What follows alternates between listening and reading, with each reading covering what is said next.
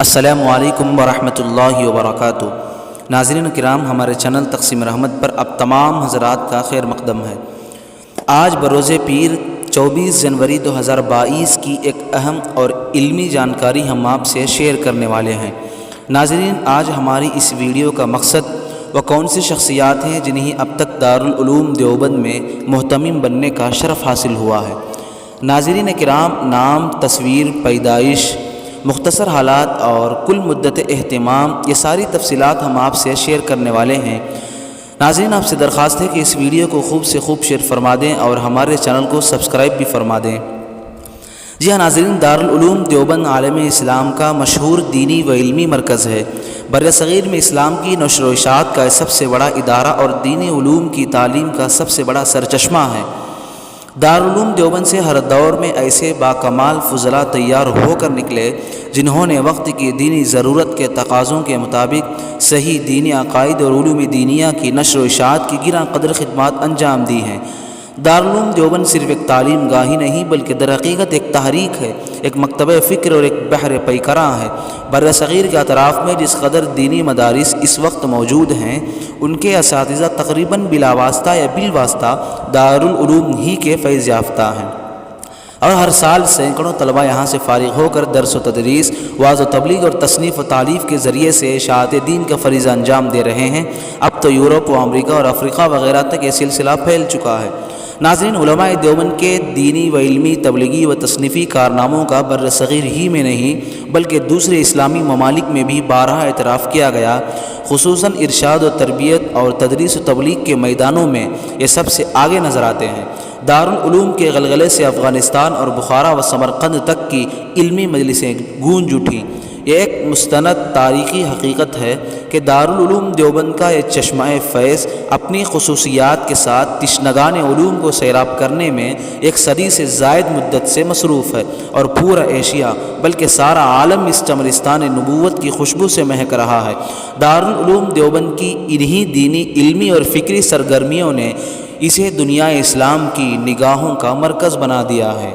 جی ہاں ناظرین، وہ آسماء گرامی جنہیں دارالعلوم دیوبند میں محتمم بننے کا شرف حاصل ہوا ہے، سب سے پہلے ہم آپ حضرات کے سامنے نام پڑھ کر سنائیں گے اور اسکرین پر تصویر بھی لگائی جائے گی، اور وفات، عمر اور پیدائش اور مدت اہتمام، یہ ساری چیزیں آپ اسکرین پر دیکھ سکتے ہیں۔ سب سے پہلے محتمم حضرت مولانا عابد حسین صاحب رحمہ اللہ۔ عابد حسین صاحب 1834 میں دیوبند مغلیہ ہند میں پیدا ہوئے۔ انہوں نے 3 بار مدرسہ دیوبند کے محتمم کی حیثیت سے خدمات انجام دیں۔ سب سے پہلے 1866 سے 1867 میں شروعات میں، دوسری بار 1869 سے 1871 تک، اور تیسری بار 1890 سے 1892 تک۔ وہ دارالعلوم دیوبند کی پہلی مجلس منتظمہ کے رکن بھی تھے۔ 1912 عیسوی میں اس دار فانی سے رخصت ہو گئے۔ کل مدت اہتمام 5 سال۔ ان کے بعد حضرت مولانا رفیع الدین صاحب رحمہ اللہ۔ رفیع الدین صاحب رحمہ اللہ 1836 میں پیدا ہوئے۔ انہوں نے 2 مرتبہ دارالعلوم دیوبند کے محتمم کی حیثیت سے خدمات انجام دیں۔ پہلی بار 1867 سے 1868 تک، اور دوسری بار 1871 سے 1888 تک۔ ناظرین، رفیع الدین صاحب رحمہ اللہ کا انتقال 1890 میں مدینہ منورہ میں ہوا، زادہ اللہ شرف و عظمہ، اور جنت البقیع میں مدفون ہوئے۔ کل مدت اہتمام 18 سال۔ ان کے بعد حاجی سید فضل حق صاحب رحمہ اللہ۔ حاجی سید فضل حق صاحب رحمہ اللہ دیوبند کے خاندان سعادات رضویہ سے تھے۔ 1310 ہجری مطابق 1892 میں حاجی محمد عابد صاحب رحمہ اللہ کے مستعفی ہو جانے پر محتمم مقرر ہوئے، اور تقریباً 1 سال تک اس خدمت کو انجام دے کر مستعفی ہو گئے۔ ان کے بعد حضرت منیر صاحب نانوتی علیہ الرحمہ 1247 مطابق 1831 میں نانوتا میں پیدا ہوئے۔ 1 سال سے کچھ زائد مدت تک دارالعلوم دیوبند کے محتمم رہے۔ کے بعد حضرت حافظ احمد صاحب۔ حافظ صاحب نانوتی علیہ الرحمہ کے فرزند رشید تھے۔ 1279 مطابق 1862 میں نانوتا میں پیدا ہوئے۔ 1313 ہجری مطابق 1895 میں گنگوہی علیہ الرحمہ نے اہتمام کے لیے مولانا حافظ احمد صاحب رحمہ اللہ کا انتخاب فرمایا۔ حافظ صاحب نے 45 سال دارالعلوم دیوبند کی خدمات انجام دیں۔ ابتدائی 10 سال تعلیم و تدریس میں گزرے اور 35 سال اہتمام کے فرائض انجام دیے۔ 3 جمادی الاولیٰ 1347 مطابق 1928 کا واقعہ ہے کہ وفات سے قبل زبان پر ذکر اللہ جاری تھا۔ 29 کی عادت پر عقد عنامل تھا کہ اللہ کے لفظ کے ساتھ روح پرواز کر گئی۔ ان کے بعد حضرت مولانا حبیب الرحمن صاحب، آپ حضرت مولانا فضل الرحمن رحمہ اللہ کے خلف رشید تھے۔ 1344 مطابق 1925 عیسوی میں جب حافظ صاحب رحمہ اللہ نے اپنی پیرانہ سالی کے باعث حیدرآباد کے مفتی اعظم کے منصب سے سبکدوش ہوئے تو ان کی جگہ پر آپ کا تقرر عمل میں آیا، لیکن دارالعلوم دیوبند میں داخلی اختلافات رونما ہو جانے کے سبب سے آپ کو بہت جلد اس منصب سے دستکش ہو جانا پڑا۔ حضرت حافظ صاحب کے انتقال کے ٹھیک 14 ماہ کے بعد 4 رجب 1348 مطابق 1929 کی شب میں اس جہان فانی سے رحلت فرمائی اور ہمیشہ کے لیے دارالعلوم کو اپنا مداح چھوڑ گئے، نور اللہ مرقدہ۔ ان کے بعد حضرت قاری طیب صاحب علیہ الرحمہ، آپ کی پیدائش 1315 مطابق 1898 میں ہوئی۔ آپ کا تاریخی نام مظفر الدین ہے۔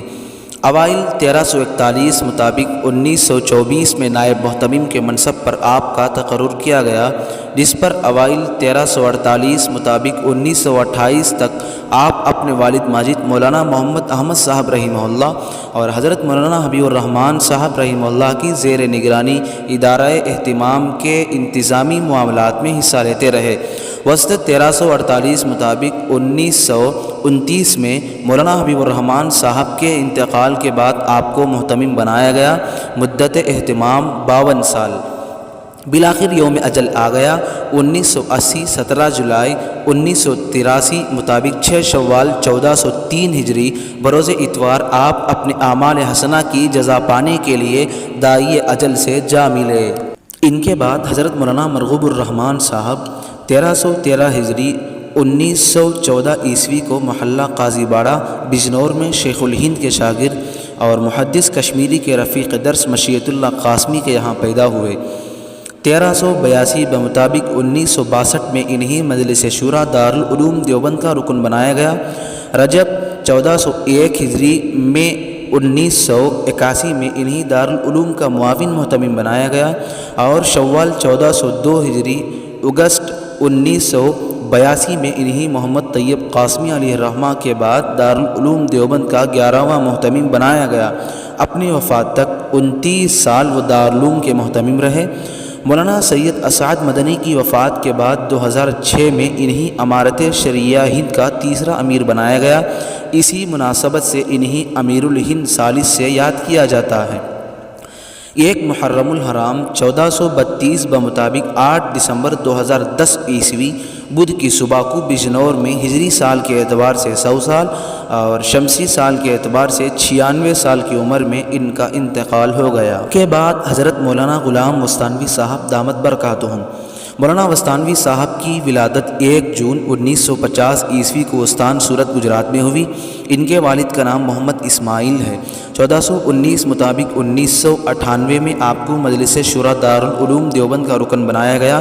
مولانا مرغوب الرحمن صاحب بجنوری کے انتقال کے بعد مجلس شورا دارالعلوم کے اجلاس منعقدہ 5 صفر 1432 مطابق 10-11 جنوری 2011 عیسوی میں آپ کو عہدہ اہتمام کے لیے منتخب کیا گیا۔ آپ 21 شعبان 1432 مطابق 23 جولائی 2011 عیسوی تک اس منصب پر فائز رہے۔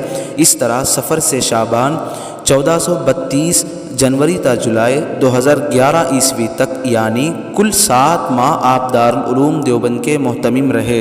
ان کے بعد حضرت مولانا ابو القاسم صاحب نعمانی دامت برکاتہم کو محتمم بنایا گیا۔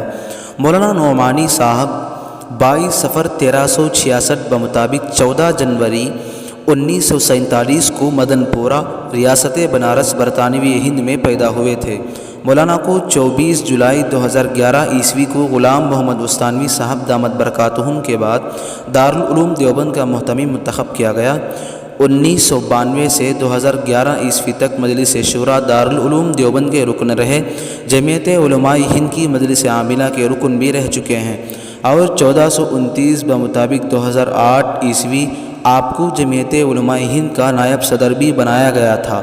نیز 22 مارچ 2020 عیسوی کی تالہ بندی تک دارالعلوم دیوبند میں جامع ترمذی کے اسباق بھی آپ سے متعلق تھے، یہاں تک کہ 14 اکتوبر 2020 عیسوی کو دارالعلوم دیوبند کے شیخ الحدیث حضرت مولانا مفتی سعید احمد صاحب پالنپوری علیہ رحمہ کی وفات کے بعد انہیں دارالعلوم دیوبند کے شیخ الحدیث کے منصب پر فائز کیا گیا۔ ان کا شمار 500 انتہائی بااثر مسلم شخصیات میں ہوتا ہے۔ مدت اہتمام جاری ہے۔ ناظرین کرام، یہ رہی آج کی رپورٹ۔ اس جانکاری کے متعلق آپ کیا رائے کرتے ہیں، کیا رائے رکھتے ہیں، کمنٹ کر کے ضرور بتائیں۔ ویڈیو کو لائک اور شیئر کر دیں اور تقسیم رحمت کو سبسکرائب کرنا نہ بھولیں۔ دعاؤں کی درخواست۔ السلام علیکم ورحمۃ اللہ وبرکاتہ۔